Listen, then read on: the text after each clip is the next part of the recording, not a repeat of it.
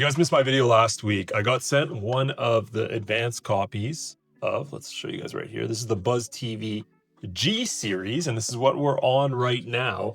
So it's Buzz TV's brand new box that actually has built-in Google TV, the official version, and you can still get their Buzz TV IPTV app and all that other good stuff. So today, what we're doing is starting our series where I go over all the different features and how-tos on the Buzz TV box. So if you do decide to get one, at least you know you'll be able to come back to this video and learn how to use it.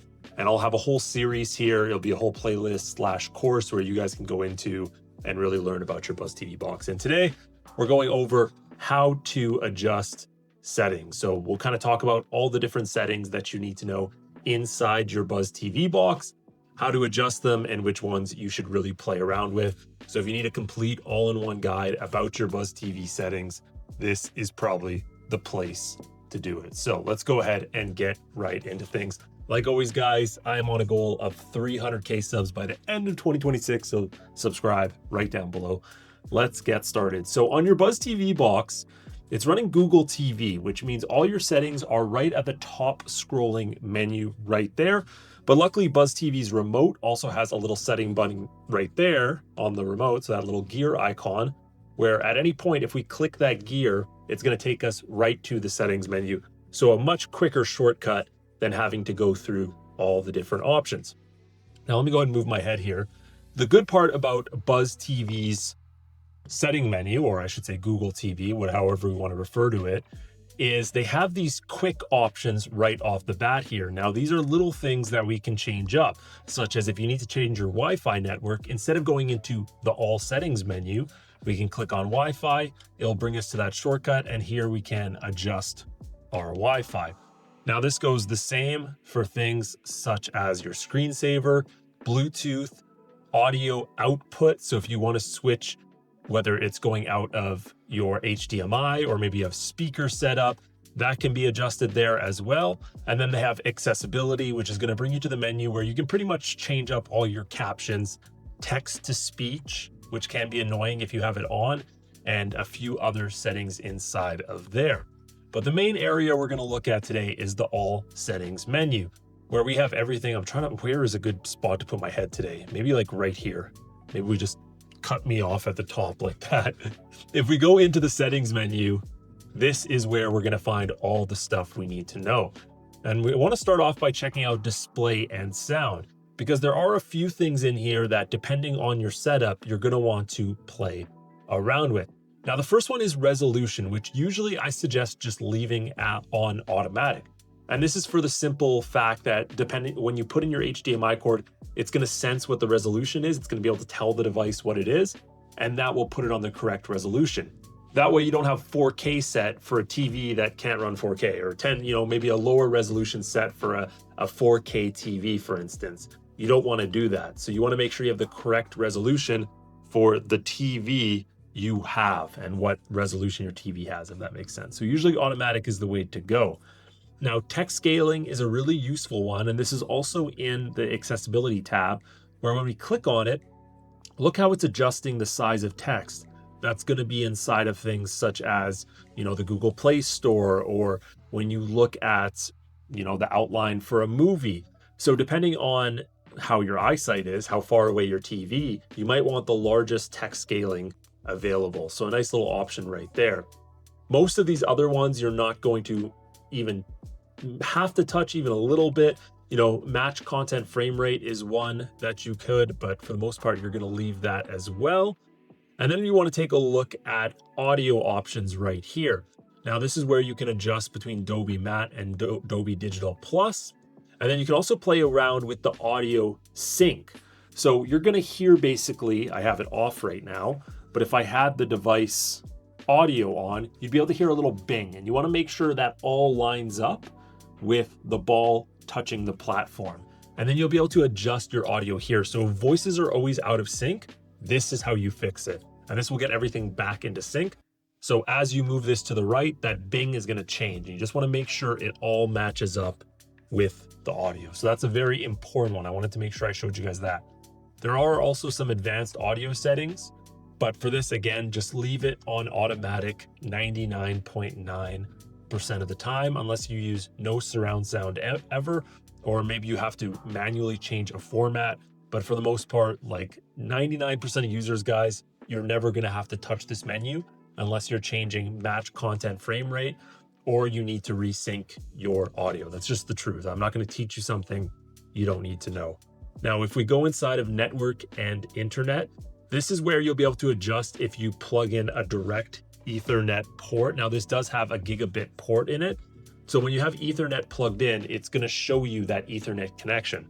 Otherwise, you can also go in here and connect to different Wi-Fi networks if you need to, but that's all there is for network. It's really only if you need to connect Wi-Fi or you're plugging in Ethernet connection, you'll be able to turn off your Wi-Fi, but it should automatically change it for you. So just keep that in mind.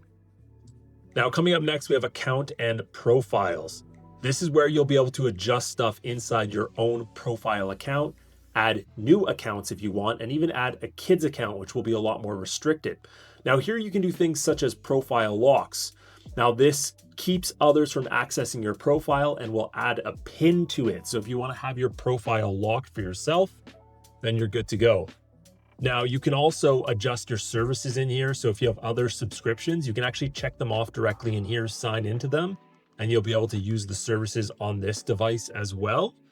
And then there's some other settings such as payment, voice assistant, and this is more accounts specific stuff. But I do want to show you this right here, apps only mode. So when we go back to our home screen here, check this out, guys. This is actually a really important one.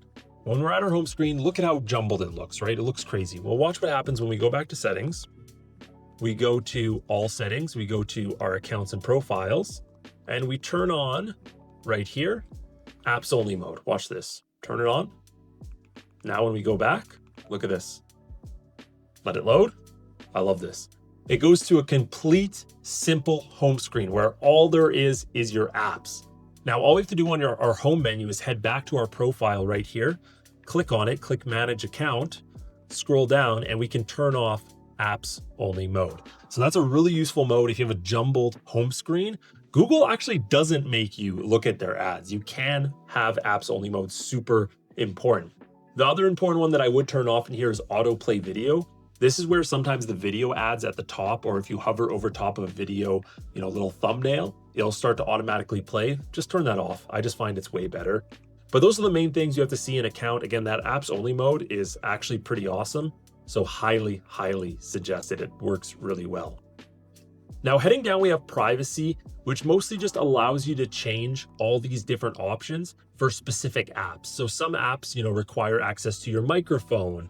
And you can see there's no apps right now that do, but if you're using like a FaceTime app, for instance, it might require access to your microphone. And that's the same with your location. Some apps need your general location, like a weather app, for instance. So that's why they have all those specific options in here. Now, if you want to turn off any of these options and access from an app, you can turn it off right here and it'll toggle it off for all applications. Or if you have it set to an application, you can scroll down here and turn it off. But keep in mind, some apps won't be able to operate without these on, so you will have to do that from app to app. Otherwise, this is pretty much everything you're going to do inside of here. There is some other special app access, but most of this you'll never have to touch. Now, heading to the apps section, which is a very important section where you can actually manage all the different applications on your device. So first, you can add more apps right here. That is literally just going to bring you to the Google Play Store. So there's not much you're going to have to touch with that. But if we go back and we go to the See All Apps, inside here, you can see the individual app. But when you click on it, you can open it, you can uninstall it, you can see how much storage it's using. So maybe you don't use it, it's using a lot of storage. You might want to uninstall it. You can clear the data. Now, clearing data completely wipes the app like it's brand new again and you've never used it. Clearing cache will remove temporary data that sometimes speeds it up, but sometimes also just gathers too much cache and you will want to clear it. There's notifications, and then here's the permissions right here where you can adjust things such as microphone and camera, stuff that we talked about before that the app might require. In this case, they probably need your microphone for if you're using like Google Assistant and saying, hey, Google, like take me to Disney Plus or inside Disney Plus. That's what I would think for that.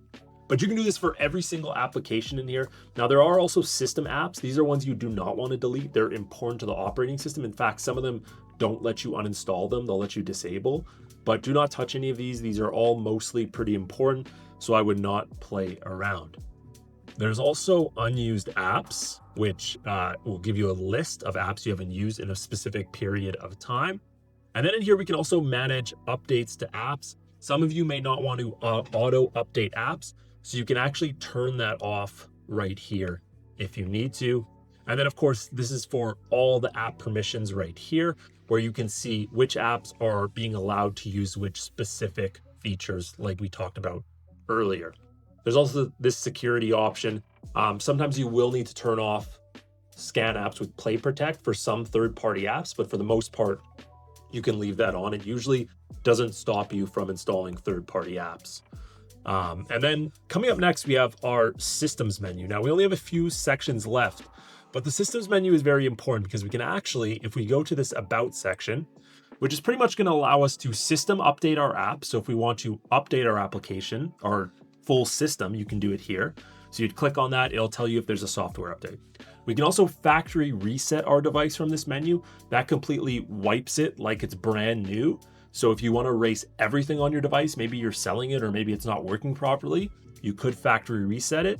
It gives you all your device's information. But a cool part is if we click on this TV OS build right here, you can see it now says we are a developer.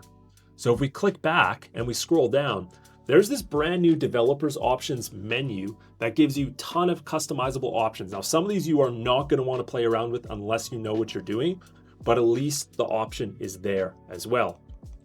So those are two of the most important ones. Now, there's also the ambient screensaver, which we can go in and change how we want to, what we want as the screensaver option. For example, they have custom AI art. They have an art gallery, and you can also use your own Google Photos. So if you want something a little bit more pleasant, we can also change up some of the widgets. So whether if you want it in Fahrenheit, maybe you want to hide time, maybe you want to hide photos, that's all done through this ambient screensaver section. Date and time is pretty straightforward. It uses your internet to provide date and time, or you can turn it off and set your own date and time if you prefer. There's languages, very straightforward. Change the language of your system, your keyboard. Storage is an important one because it's going to show you how much free space you have. In this instance, I have 56 gigabytes. That's mostly just due to the apps you install when you start using the device, like Netflix, stuff like that. And some of it is just system data as well. Now you can free up storage here by uninstalling apps or clearing cache to all apps directly through this menu. That's super handy if you just want to clear your cache all at once. Now, the last thing in here would be shut off timer. How fast do you want your device to shut off when you're not using it? So it could be 15 minutes, it could be all the way up to 24 hours or never. Power reasons, I would suggest setting that to a reasonable time. Otherwise, if you want to cast your phone here, they do have casting on this, Chromecast, and then you can scan for other devices nearby. Now, the last important section we're going to touch on really quickly is this accessibility options. There's a ton of stuff in here, so I'm not going to go over it all, but pretty much if you want to change up captions, you want to have speech to text on here, or even adjust high contrast text where you can see it highlights it a little bit more, this can all be done through accessibility. So if you have trouble seeing certain text, you're colorblind, anything like that, this would be the place to go. Or talkback screen readers, super annoying unless you need it for accessibility reasons. Maybe you're blind and you can't actually see around. Well, when you scroll down menus here, it's going to tell you what option you're on. Lastly is remote and accessories, where here we can pair controllers, new remotes, just using Bluetooth. It's very straightforward. So that is the quickest guide I could give you guys on all the settings, everything you need to know about it. It wasn't so much about recommending, but giving you an all-in-one place where I could at least give you a tiny bit of an explanation on how to use some of these different settings. So thank you guys so much for watching. Like always, subscribe down below. See you guys later. Bye.